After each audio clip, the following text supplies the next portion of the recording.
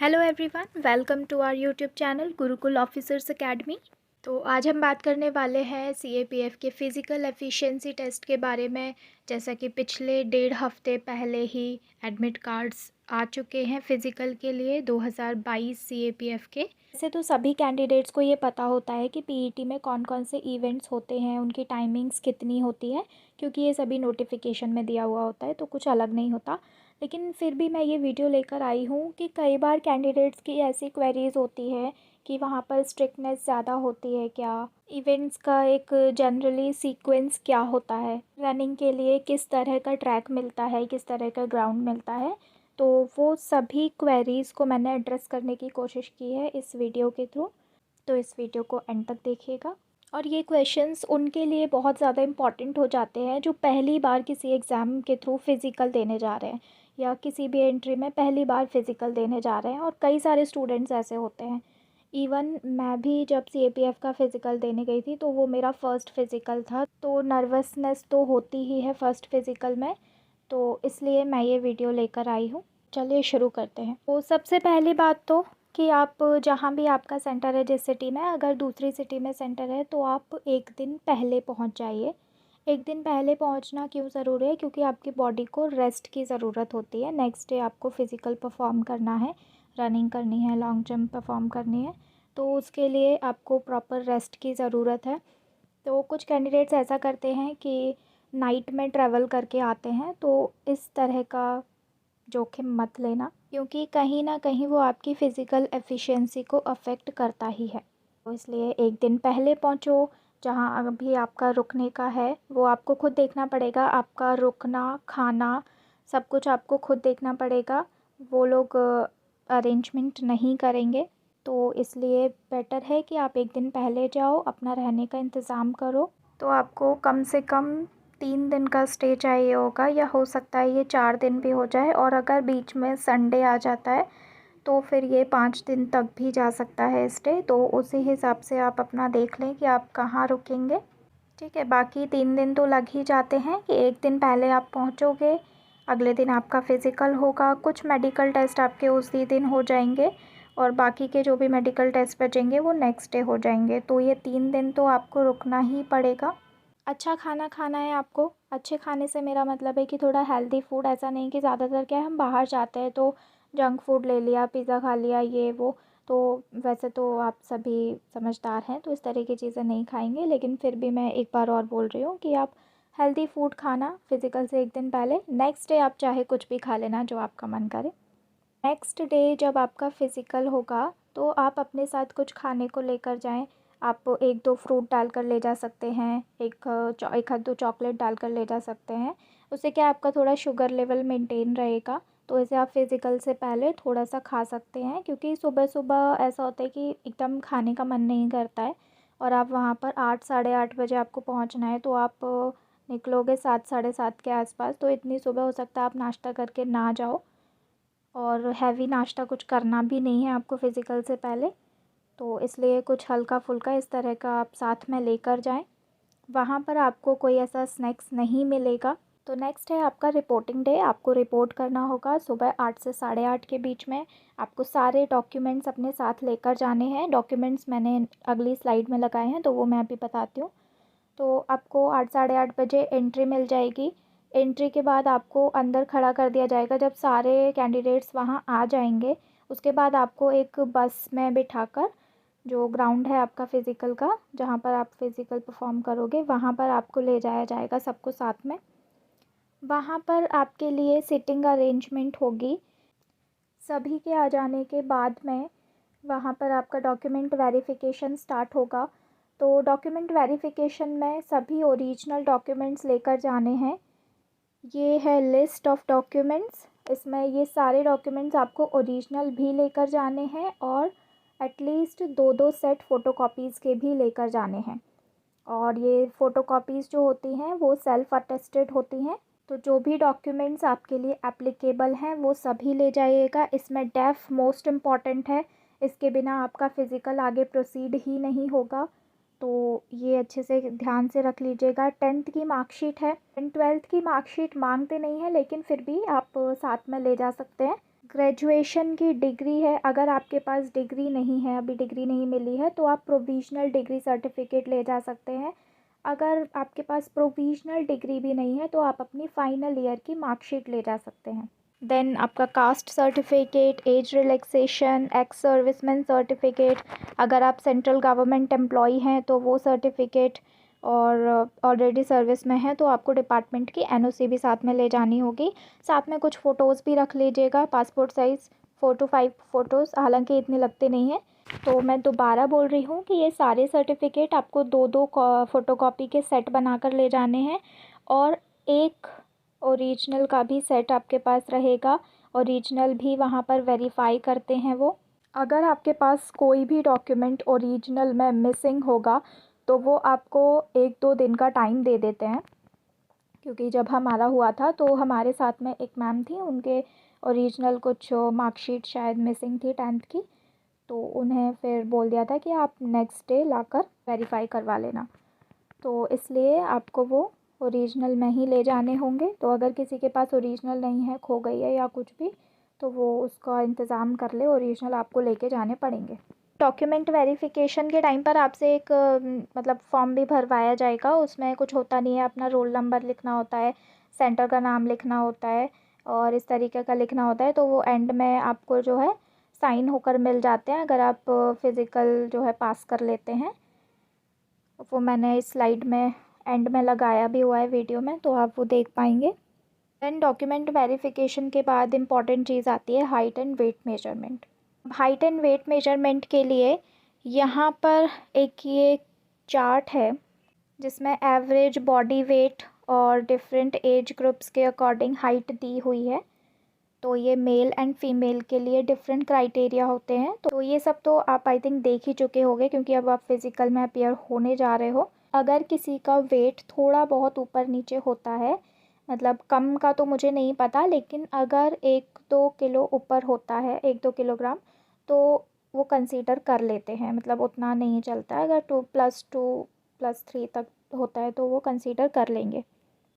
Then इस तरीके का आपका मीटर होता है हाइट मेजरमेंट के लिए। यहाँ आपको जो है खड़ा कर दिया जाता है इस बोर्ड के ऊपर, और जो ये है ये इस तरीके से आपके सर के ऊपर लगाई जाती है।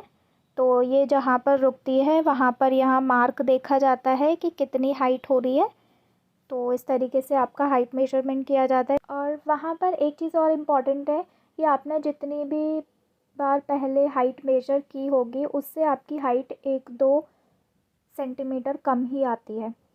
पता नहीं क्यों, लेकिन जितने भी कैंडिडेट्स थे सभी का ये कहना था कि हमारी हाइट थोड़ी सी कम आई है, 1-2 सेंटीमीटर, एक सभी की कम थी। तो जो लोग बाउंड्री पर हैं वो थोड़ा इस बात का ख्याल रखें, बट हालांकि नर्वस होने की ज़रूरत नहीं है। अब बात आती है कि हाइट मेजरमेंट में स्ट्रिक्टनेस कितनी होती है, रिजेक्शन परसेंटेज क्या है। सेंटर टू सेंटर और बोर्ड टू बोर्ड ये डिपेंड करता है कि वो कितना ज़्यादा स्ट्रिक्ट हैं हाइट को लेकर। कुछ बोर्ड ऐसे भी रहे हैं जिन्होंने बिल्कुल माइनर सा डिफरेंस 0.3, 0.4, 0.45 तक का डिफरेंस भी कंसीडर नहीं किया है और कैंडिडेट्स को रिजेक्ट किया है। तो वो डिपेंड करता है कि आपका बोर्ड कैसा है। बाकी अगर मैं अपने बोर्ड की बात करूँ तो वो बहुत कोऑपरेटिव थे, कैंडिडेट थी तो उनकी हाइट थोड़ी सी कम थी, मतलब बहुत ही ज़्यादा थोड़ी सी। तो उनकी हाइट कम से कम 4 से 5 बार मेजर की गई थी और सभी ने मेजर की थी। मतलब वहाँ पर जो एसआई थी उन्होंने मेजर की थी, वहाँ पर डेप्यूटी कमांडेंट थी उन्होंने मेजर की थी, वहाँ पर एक कमांडेंट सर थे उन्होंने मेजर की थी। तो सभी ने मेजर की थी और इन द एंड फिर उनके लिए बोला था कि 0.3 या 0.4 का डिफरेंस आ रहा था। तो हम सभी कैंडिडेट्स को बुलाकर और हमसे बोला गया कि आप लोग बताइए कि क्या इनकी हाइट ठीक आ रही है, इनको पास कर दिया जाए। तो सभी ने बोल दिया कि हाँ सर ठीक है, सही है, ठीक है। तो उन्हें पास कर दिया गया था। बाकी तो उस टाइम हमारे बोर्ड में हाइट की वजह से कोई भी रिजेक्ट नहीं हुआ था। बाकी अगर आपकी हाइट 1 सेंटीमीटर, 1.5, 2 इतनी ज़्यादा कम आएगी तो फिर शायद वो कंसीडर नहीं करेंगे। देन हाइट के बाद ही आपका वेट मेजर हो जाएगा। फिर वेट मेजरमेंट के बाद आपको एक साथ खड़ा कर दिया जाएगा। तो उस टाइम पर आपको थोड़ा थोड़ा वार्म अप कर लेना है, क्योंकि उसके बाद कभी भी वो बोल सकते हैं कि चलिए ग्राउंड में। तो ज़रूरी नहीं है कि वो आपको वार्म अप का टाइम दें। और थोड़ी सर्दी भी रहेगी, तो सर्दियों में जब हम एक्सरसाइज एकदम शुरू करते हैं तो उतना नहीं हो पाता है। तो इसलिए आप थोड़ा सा अगर वार्म अप करके जाएंगे तो इट विल बी बेटर। अब ग्राउंड पर क्या क्या होगा, कैसे होगा, तो उस पर जाने से पहले एक बार आप ये देख लीजिए कि 100 metre, 800 metre, long jump and shot put. Shot put male के लिए होता है, फीमेल के लिए नहीं होता है। बाकी तीनों इवेंट मेल और फीमेल दोनों के लिए हैं। टाइमिंग्स अलग है। मेल की टाइमिंग 100 मीटर्स में 16 सेकेंड्स है, फीमेल के लिए 18 सेकेंड्स है। 800 मीटर की मेल की टाइमिंग है 3 मिनट्स 45 सेकेंड्स एंड फीमेल की 4 minute 45 seconds. Long jump 3.5 metre male के लिए, फीमेल के लिए 3 मीटर्स। ये सब तो आपको पता होगा। तो आगे चलते हैं। चलिए सबसे पहले बात करते हैं 100 मीटर रनिंग की। तो 100 मीटर की जो रनिंग होती है वो ग्राउंड पर होगी। ग्राउंड पर मतलब जो आपका नॉर्मल प्ले ग्राउंड जैसा होता है उस तरह के ग्राउंड पर होगी। वहाँ पर ऐसे चूने से जो लाइन बना दी जाती है उस तरह की लाइन बनी हुई होंगी। एक तरफ आप खड़े होंगे, दूसरी तरफ जहाँ आपकी फिनिश लाइन होगी वहाँ पर दो लोग खड़े होंगे जो कि रस्सी लेकर खड़े होंगे। तो रस्सी क्या है, जैसे नीचे पड़ी होगी रस्सी, और 18 सेकंड्स या मेल के लिए 16 सेकंड्स जब ख़त्म हो जाते हैं तो वो रस्सी को ऊपर उठा देते हैं। तो रस्सी के जो इस पार रह जाता है वो आउट हो जाता है। तो इस तरह से आपकी 100 मीटर की रनिंग होगी। और इसमें रनिंग के लिए कोई भी डिजिटल इंस्ट्रूमेंट का यूज़ नहीं किया जाता है, वो मैनुअली ही वहाँ पे काउंट करते हैं। मतलब उनके पास वॉच होती है, तो उसके हिसाब से जब 10 सेकंड के ऊपर का टाइम होने लगता है तो वो फिर काउंट करना स्टार्ट कर देते हैं लाउडली। तो आपको सुनाई देगा कि कितना टाइम बचा है। 100 मीटर बहुत इम्पॉर्टेंट है। क्यों इम्पॉर्टेंट है? क्योंकि ये सबसे पहले हो रही है। यूजुअली हम क्या करते हैं जब हम प्रैक्टिस करते हैं कि हम जो 800 मीटर है या हमारी लॉन्ग रनिंग है, हम अगर 1600 की कर रहे हैं या कोई 2 की, 2.5 की, 3 की, जितने की भी आप कर रहे हो, तो वो पहले करते हैं। उसके बाद में जब बॉडी थोड़ी, बोलते हैं कि बॉडी थोड़ी वार्म अप हो जाती है, खुल जाती है, तब हम जाकर 100 मीटर, 200 मीटर या इस तरह के स्प्रिंट लगाते हैं। लेकिन वहाँ पर आपको 100 मीटर पहले करना है। तो इसलिए थोड़ा सा टाइम ऐसा हो जाता है कि एक आध सेकंड आपका टाइम ऊपर चला जाता है, 1 से 2 सेकंड। तो इस बात का थोड़ा सा ध्यान रखिएगा, क्योंकि मैं अपने एक्सपीरियंस से बता रही हूँ कि मेरा प्रैक्टिस के टाइम पर 15 टू 16 सेकेंड्स में 100 मीटर आने लगी थी। लेकिन जब वहाँ ग्राउंड पर फाइनल में करने का टाइम आया तो वहाँ 17 सेकेंड्स में मेरी 100 मीटर कंप्लीट हुई थी। और उसमें भी ऐसा लग रहा था मुझे बीच में तो कि पता नहीं कंप्लीट होगी कि नहीं।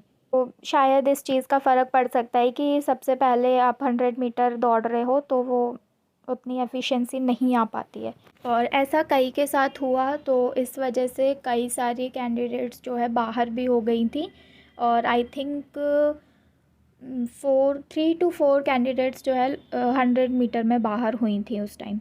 अच्छा, एक और इम्पॉर्टेंट बात आती है कि प्रेजेंट कैंडिडेट्स का रेशो क्या रहता है। तो on an average I think 30 के आसपास कैंडिडेट्स की रिपोर्टिंग रहती है हर सेंटर पे, 25 to 30 के लगभग। तो अगर मैं अपने सेंटर की बात करूँ तो वहाँ पर 20 फ़ीमेल कैंडिडेट्स थी और 2 मेल कैंडिडेट्स थे। ऐसे ज़्यादातर ऐसा होता है कि मेल और फीमेल की जो फ़िज़िकल की डेट्स होती हैं या सेंटर होते हैं वो अलग अलग होते हैं, एक साथ नहीं होते। लेकिन उन्होंने शायद एक्सटेंशन लिया था जो मेल कैंडिडेट्स थे, तो इस वजह से उनका हमारे साथ था, क्योंकि हमारा जो फ़िज़िकल था वो लास्ट के कुछ डेज़ में था। अच्छा, एक और इम्पॉर्टेंट बात जो मैंने नहीं बताई कि लगभग कितने बजे के आसपास फ़िज़िकल स्टार्ट हो जाता है।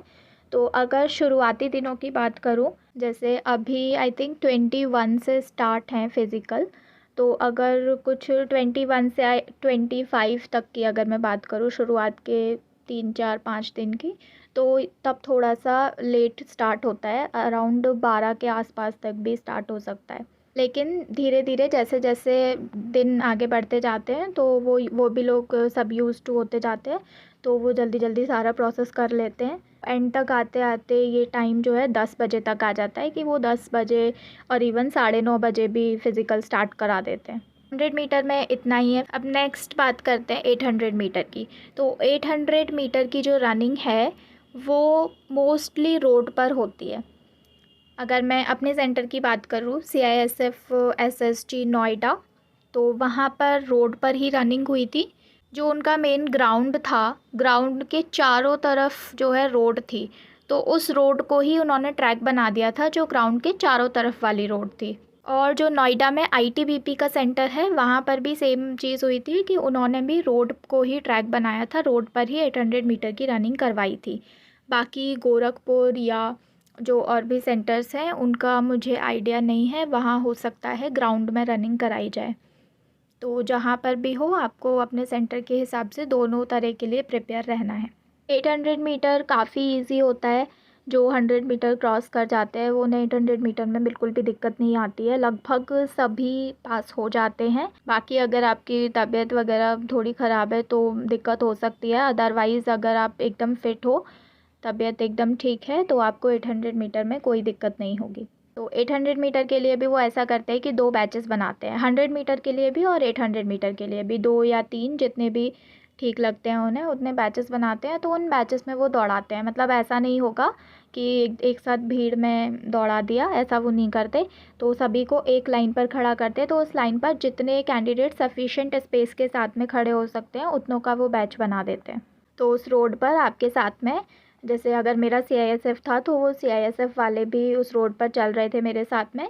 वो लोग बाइक से थे, हम लोग रनिंग कर रहे थे। साथ में एक एम्बुलेंस भी होती है कि अगर किसी को कोई परेशानी हो जाए, किसी की तबीयत ठीक नहीं हो, तो उस एम्बुलेंस में उसे ट्रांसफ़र कर दिया जाता है उसी टाइम पर। बीच बीच में वो टाइम भी बताते रहते हैं कि आपका 1 मिनट हो गया है, 2 मिनट हो गया है। तो ये भी जो बीच में आपके साथ में चलते हैं वो बताते रहते हैं, और वो आपको काफ़ी इनकरेज करते हैं रनिंग के टाइम पर। इसके बाद में आपका शुरू होता है लॉन्ग जंप। अब एक और क्वेश्चन आता है कि इनके बीच में गैप कितना मिलता है, मतलब रेस्ट करने के लिए कितना गैप मिलता है। तो कोई ख़ास गैप नहीं मिलता, बस ये है कि जैसे 100 मीटर में 2 बैच बनते हैं, तो जो पहला बैच दौड़ लेता है वो दूसरे बैच के दौड़ने तक थोड़ा रेस्ट कर लेता है, मतलब कितना ही, आधा मिनट, 1 मिनट मैक्सिमम। उसके बाद में आपको रोड पर ले जाया जाएगा, तो आपको वहाँ जाने तक में आप थोड़ी सांस ले सकते हो।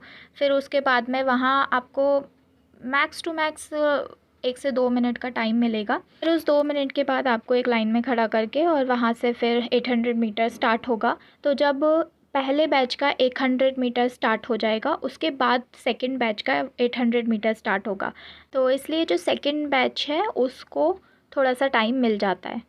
फिर 800 मीटर के बाद स्टार्ट होती है लॉन्ग जंप। तो वो आपको पानी वानी पिलाकर फिर लॉन्ग जंप की तरफ ले जाते हैं। लॉन्ग जंप आपकी होगी जो आपका ग्राउंड था जहाँ आपकी 100 मीटर हुई थी, उसी तरह के ग्राउंड में आपकी लॉन्ग जंप होगी। तो लॉन्ग जंप के लिए कोई ऐसा अलग से स्पेशल पिट नहीं बनी होती है। पिट से मेरा मतलब है कि जो नॉर्मल ग्राउंड लेवल से थोड़ा सा नीचे जो पिट होती है उसमें क्या है, थोड़ी सी डिस्टेंस ज़्यादा कवर हो जाती है। लेकिन उस तरह की पिट मतलब CISF के सेंटर में तो नहीं थी नोएडा में, बाकी और कहीं हो तो आई डोंट नो। तो वो ग्राउंड लेवल की ही पिट थी जिसमें खुदी हुई मिट्टी थी, मिट्टी के साथ में रेत और भी हो सकता है कुछ मिला हो। तो मिट्टी वगैरह काफ़ी मतलब ठीक थी, ऐसी कोई दिक्कत नहीं आई वहाँ पर। तो कुछ इस तरह की पिट थी जिसमें वही चूने के साथ में आपको लाइंस मिल जाएंगी। तो वो आपको प्रॉपर बताएंगे कि ये आपकी टेक ऑफ लाइन है और आपको इस लाइन तक आना है। और एक और इम्पॉर्टेंट बात कि लॉन्ग जंप के लिए आपको टेक ऑफ बोर्ड नहीं मिलता है। कई सारे फिज़िकल में अब टेक ऑफ बोर्ड देने लगे हैं। इस तरह का यहाँ पर लकड़ी का बना हुआ एक टेक ऑफ बोर्ड होता है, तो उससे क्या है थोड़ा कूदना इजी हो जाता है। लेकिन इस तरह का टेक ऑफ बोर्ड आपको नहीं मिलेगा, तो उसके लिए भी प्रिपेयर रहें। बाकी अगर आप अपने स्टेप्स काउंट करना चाहते हो तो वो सब आप कर सकते हो, उसमें कोई रोक टोक नहीं है। और ये जितने भी इवेंट हैं, 100 मीटर हैं या 800 मीटर हैं या लॉन्ग जंप है, तो इनमें जो बैचेस बनते हैं या एक के बाद एक जिस सीरियल नंबर से वो बुलाते हैं परफॉर्म करने के लिए, तो उसमें चेस्ट नंबर के अकॉर्डिंग होता है। ये मैं पहले बताना भूल गई। जब डॉक्यूमेंट वेरिफिकेशन किया जाता है तो उस टाइम पर वो आपको एक चेस्ट नंबर देते हैं। जैसे आपने SSB में देखा होगा कि SSB के जो कैंडिडेट्स होते हैं उनको चेस्ट नंबर दिया जाता है, तो उसे पहन के वो सारा अपना परफॉर्म करते हैं सारे टास्क, तो इसमें भी ऐसा ही है कि आपको डॉक्यूमेंट वेरिफिकेशन के टाइम पर चेस्ट नंबर दिया जाएगा। आप वो पहने रहोगे अपने पूरे फिज़िकल के टाइम, और उसी के अकॉर्डिंग आपके बैचेस बनेंगे।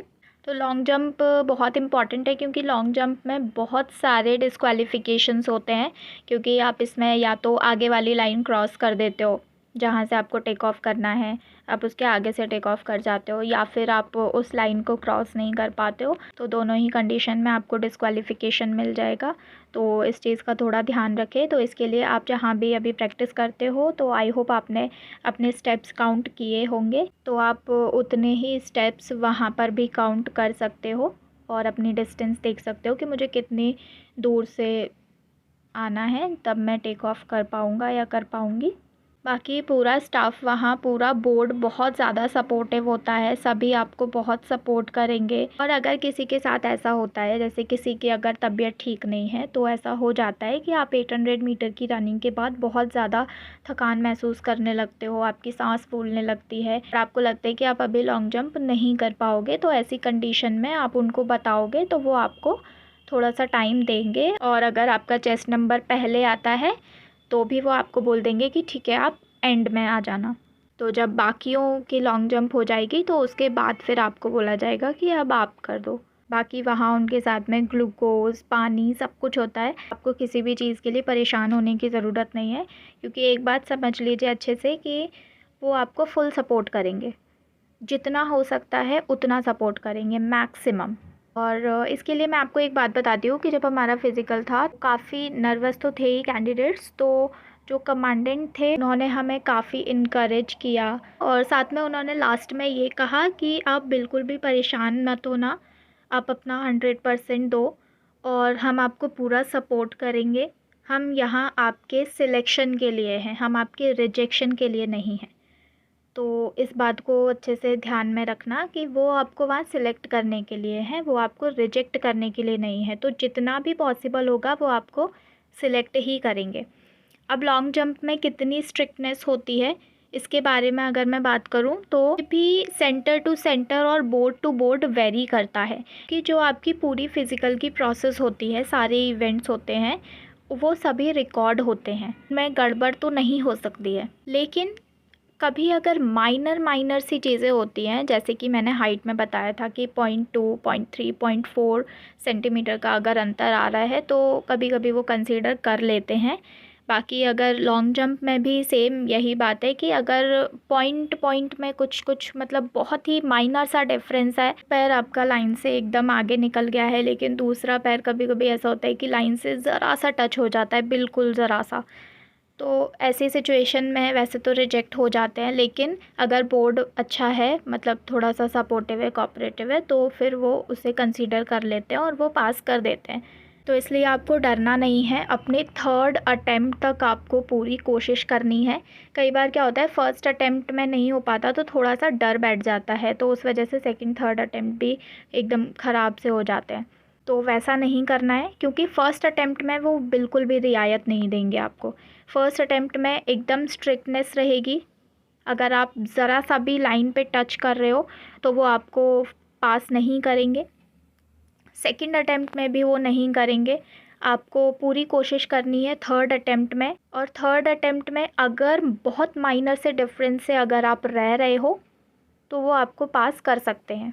क्योंकि लॉन्ग जंप में अगर बिल्कुल जिसका बिल्कुल पैर ही नहीं आगे जा पाया, उसी को उन्होंने बाहर किया था, बाकी जो बिल्कुल लाइन पर थे या कुछ ऐसा था तो उनको उन्होंने पास कर दिया था। बाकी फिर बोर्ड टू बोर्ड वेरी करता है, तो आपको कौन सा बोर्ड मिलता है इस पर भी डिपेंड करता है। लेकिन कुछ भी हो, एंड तक अपने थर्ड चांस तक आपको अपना बेस्ट परफॉर्म करना है, और बिल्कुल भी डरना नहीं है। इसके बाद में मेल कैंडिडेट्स के लिए आता है शॉट पुट। अब शॉट पुट क्या है, फ़ीमेल के लिए तो है नहीं, लेकिन मेल के लिए है। 7.6 kg का शॉट पुट होता है। इसमें आपको रूल्स याद रखने चाहिए, रूल्स पर थोड़ा ध्यान देना चाहिए। जैसे कि एक रूल जो है कि इसमें ये जो आपको एरिया दिख रहा है, इसी एरिया में आपका शॉट पुट गिरना चाहिए, है ना। जैसे अगर ये आपकी लाइन है क्रॉस करने की, तो आप यहाँ कहीं भी आपका शॉट पुट जाएगा तो वो पास हो जाएगा। लेकिन अगर यहाँ गिरता है या यहाँ इस एरिया में गिरता है तो वो पास नहीं होगा। तो इस बात का थोड़ा सा ध्यान रखिएगा। दूसरा कि ये जो आपको लाइन दिख रही होगी, वैसे आपने प्रैक्टिस की होगी तो आपको पता होगा, लेकिन फिर भी आप इस बात का ध्यान रखिएगा कि ये जो लाइन आपको दिख रही है, आपको इस लाइन के आगे से एग्ज़िट नहीं लेना है। आप केवल यहीं से एग्ज़िट ले सकते हो। आप इन लाइंस के आगे से एग्ज़िट लोगे, यहाँ से कहीं से भी, तो आप डिस्क्वालीफाई हो जाओगे। अच्छा, एक और इम्पॉर्टेंट बात आती है कि सीक्वेंस क्या होता है इस सारे इवेंट्स का। तो जिस सीक्वेंस में मैंने बताए हैं, लगभग वही सेम सीक्वेंस रहता है कि पहले आपका 100 मीटर होगा, देन आपकी 800 मीटर होगी, देन आपकी लॉन्ग जंप होगी, उसके बाद आपका शॉट पुट होगा। लेकिन ये भी बोर्ड टू बोर्ड वेरी कर सकता है। कुछ जगह पर 800 मीटर पहले करा देते हैं और वर्स्ट केसेस में लॉन्ग जंप भी पहले करा देते हैं। वैसे ज़्यादातर जगह लॉन्ग जंप एंड में ही होती है, और लॉन्ग जंप और शॉट पुट भी इंटरचेंजेबल होते हैं। कभी शॉट पुट पहले करा देते हैं, लॉन्ग जंप बाद में, कभी लॉन्ग जंप पहले शॉट पुट बाद में। बाकी 100-800 का लगभग मैं कह सकती हूँ कि I think around 75 to 80% centres पर 100 और 800 जो है सबसे पहले होते हैं, जिसमें 100 सबसे पहले होता है। और ये सारे इवेंट्स जब आप क्लियर कर लोगे तो उसके बाद आपको कुछ इस तरह का सर्टिफिकेट मिलेगा। ये मेरा ही सर्टिफिकेट है जो मैंने यहाँ लगाया है। तो इसमें आपको यहाँ पर क्वालिफाइड इन पीईटी पर यस पर टिक किया हुआ मिलेगा। बाकी अगर आप अनफॉर्चुनेटली डिस्क्वालीफाई होते हो या किसी भी इवेंट में आप नहीं परफॉर्म कर पाते हो ठीक से, तो फिर आपको रिजेक्शन का रीज़न यहाँ मिलेगा। तो आई होप आपको यहाँ पर यस ही मिले, यहाँ पर आपके कुछ भी मार्क ना हो। बेस्ट ऑफ लक आपके फ़िज़िकल के लिए। और ये वही फॉर्म है जो मैंने आपको शुरू में बताया था कि वो आपको कुछ फॉर्म्स भी देते हैं जिसमें आपको अपना सेंटर का नाम और अपना रोल नंबर, नाम वगैरह ये सब फिल करना होता है। तो ये सारा प्रोसेस था पीईटी के लिए। इसके बाद कल हम बात करेंगे एमएसटी के बारे में कि जब आपका पीईटी हो जाएगा उसके बाद आपके एमएसटी के लिए क्या क्या कैसे कैसे होगा, तो वो सारी प्रोसेस भी मैं आपको बताऊंगी। अगर आपकी फ़िज़िकल से रिलेटेड कोई क्वेरी है तो आप हमें कांटेक्ट कर सकते हैं। हमारी कांटेक्ट डिटेल्स आपको स्क्रीन पर शो हो रही होंगी। आप हमारे ग्रुप में डिस्कस कर सकते हैं। कुछ रिटन क्वालिफाइड कैंडिडेट्स भी हैं, तो उनके साथ भी आप फ़िज़िकल के लिए कोई अगर क्वेरी है तो डिस्कस कर सकते हैं। ऑल द बेस्ट आप सभी को। बिल्कुल भी नर्वस होने की ज़रूरत नहीं है। आपने बहुत अच्छे से प्रिपरेशन की है और आप बहुत अच्छा परफॉर्म करेंगे। खुद पर भरोसा रखिएगा। अब हम मिलते हैं नेक्स्ट वीडियो में, जिसमें मैं आपको बताऊंगी सारा मेडिकल स्टैंडर्ड टेस्ट के बारे में।